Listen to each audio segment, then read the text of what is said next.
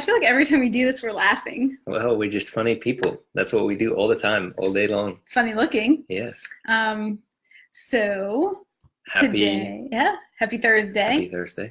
And this is I guess the last one for this little series, Enneagram Chat.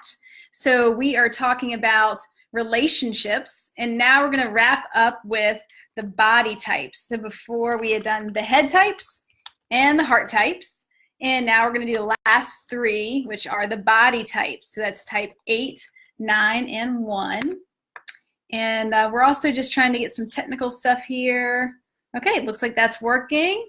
Good to go. We are good to go. And I think today's especially exciting because I think I'm in a relationship potentially with an 8. And wonder what I can learn about that today. I wonder what you could learn. So tell me all the secrets. Should we just go and start with number 8 then, right? Absolutely. So type 8 in relationship. Type 8 is that big energy. It's called the challenger or the boss or the protector.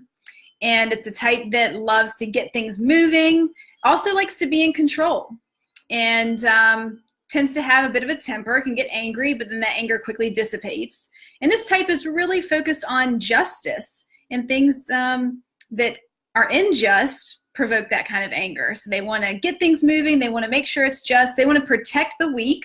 They love to stand up for a cause and bring people together and move things forward to address that cause.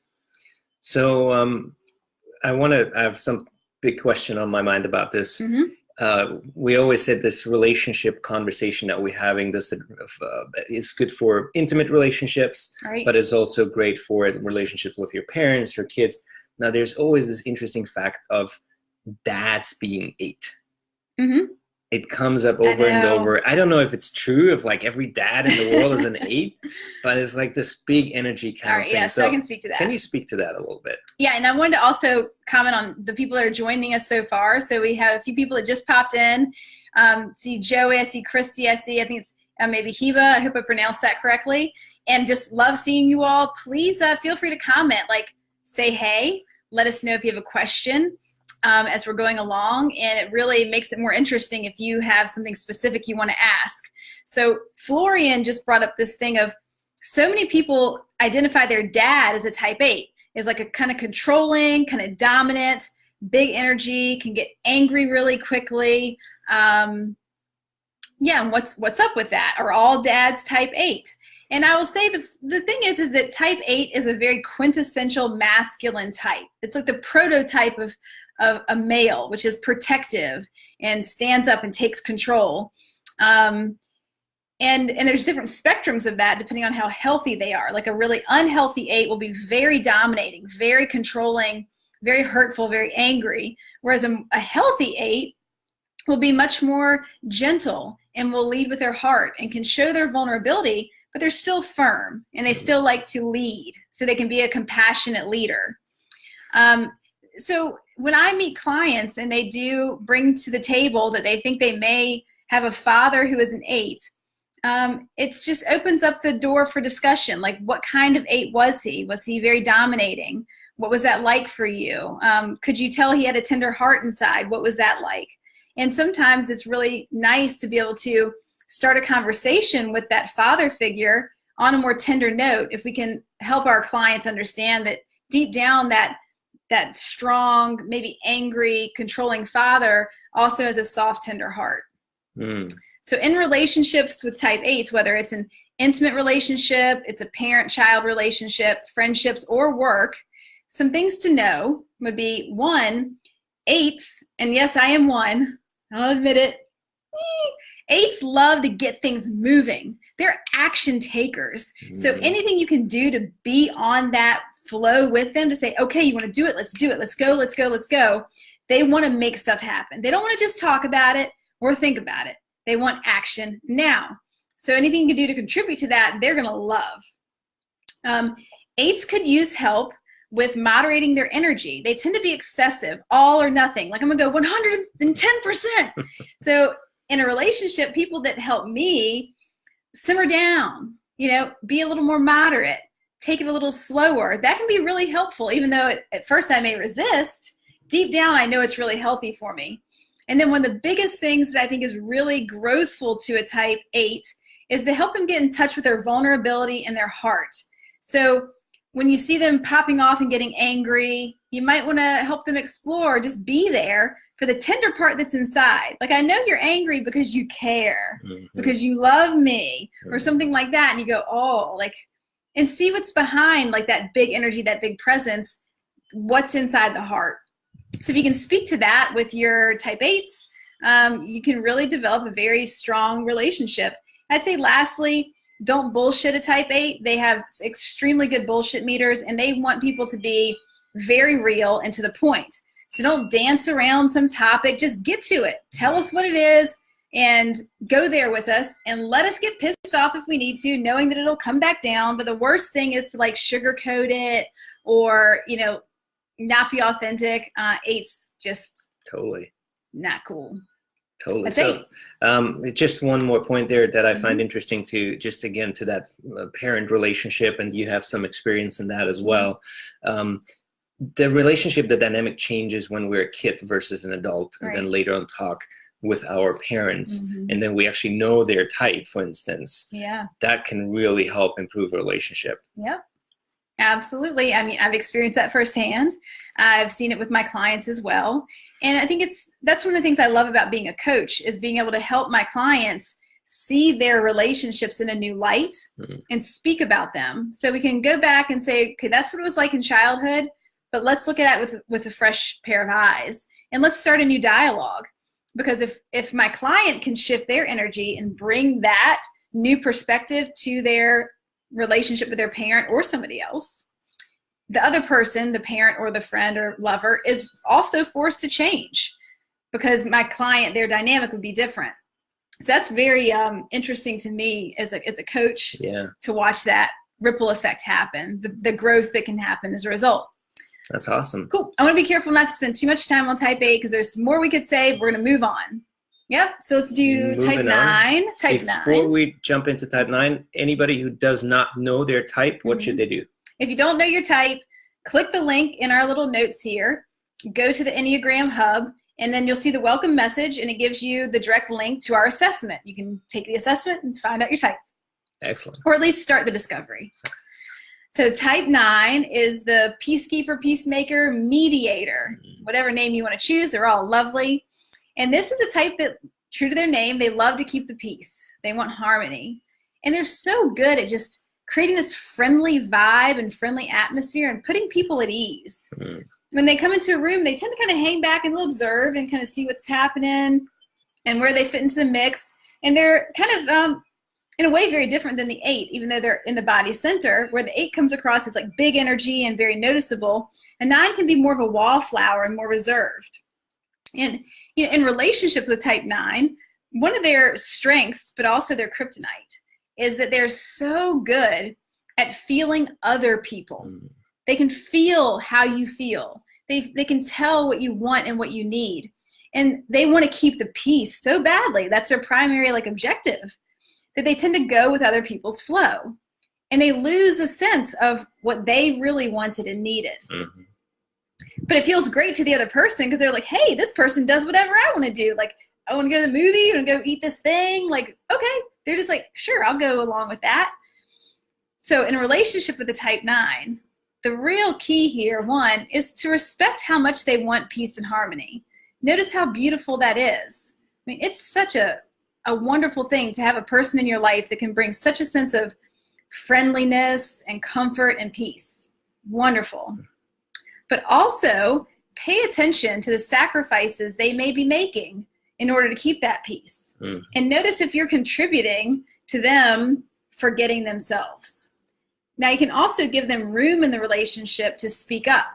Sometimes 9s need a lot of time. So if you say, hey, you want to go to the movies at 3? And they might need time to think about it.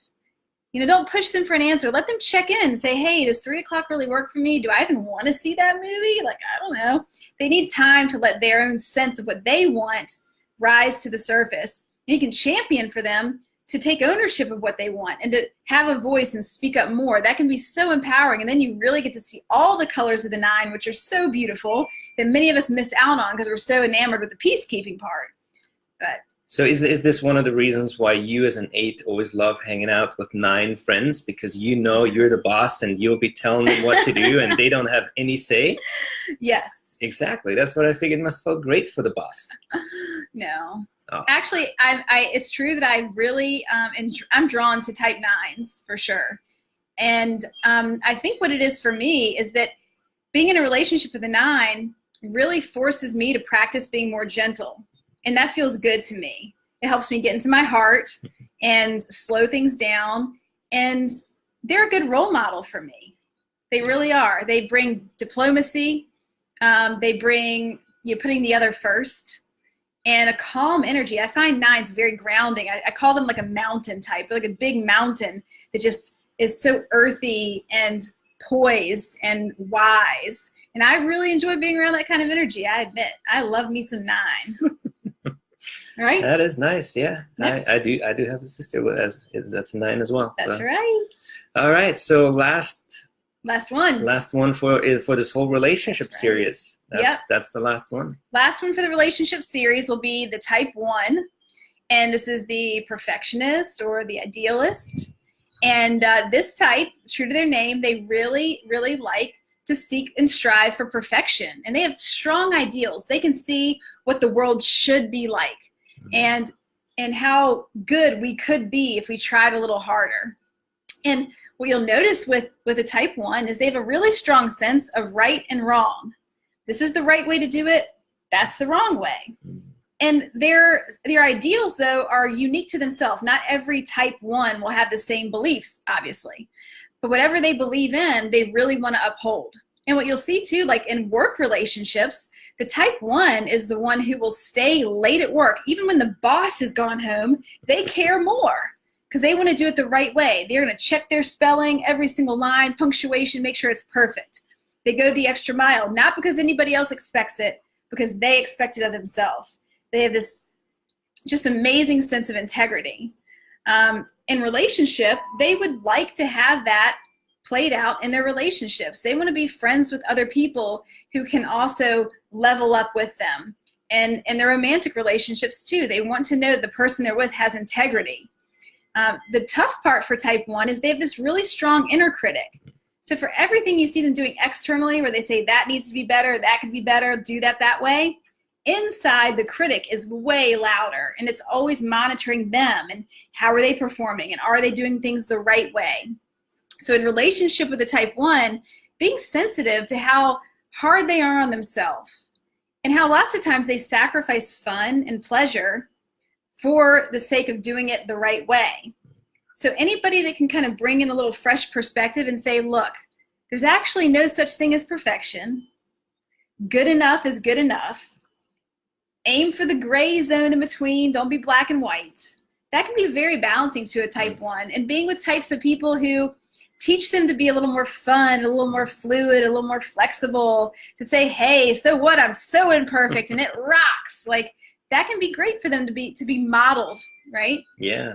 So in a relationship now with a 1, does that mean I shouldn't criticize them basically? Or do I need to be extra careful with that so I'm not too hard? What do you think? Because you've aligned to 1. Well, I have aligned to 1 and I have a dad who's a 1. That's right. So I'm not sure if I ever criticized him. Probably not. Because your dad's perfect. There's nothing to criticize. Absolutely. Hi, Dad. You hey, are Papa perfect. Selch. So funny. So my feedback on that is that, there's no sense in walking on eggshells with anybody. We have to be true and honest. But it's the delivery. Like, notice that you're going to be delivering a critical message to somebody who's already very critical of themselves. So wait for a time to do it that feels kind of strategic. Wow, do you hear our wind chimes? The wind is really blowing. That's nice. Deliver it with compassion. Deliver it by using I statements. Stay in your lane. And know that it's a process with them, that it's going to take time to work through it. But also, don't be a slave to their perfection. Don't feel like you have to walk on eggshells and be totally perfect or uphold their ideals if they're not yours. Feel free to stand your ground and say, hey, maybe I am a sloppy person and maybe I'm okay with mediocrity, and that's fine too. And that's different strokes for different folks. That you got to tell them that first, though. Yeah, you got to tell them that. They need to know. They need to know. Uh-huh. All right. That's very helpful. I think I'll be able to apply that Myself, I'm going back to see the family next week, That's so right. I'll take that lesson with me. He'll be back in the family nest with There you all go. his. All the 1s and 9s and 2s and 6 and oh my God. It's gonna be a journey. Oh boy. I'll be on call. There you go. Okay, you guys. So thank you for joining us today. Again, if you have any interest in this, if it strikes your fancy, feel free to go ahead and join our Enneagram Hub. The link is in the notes, and you can ask more detailed questions there. You can find our free assessment there and all sorts of other goodies.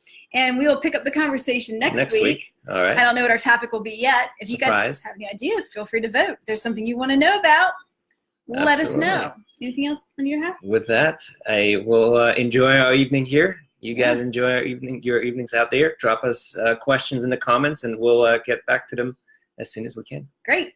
Have a good night, you guys. Good night. Bye.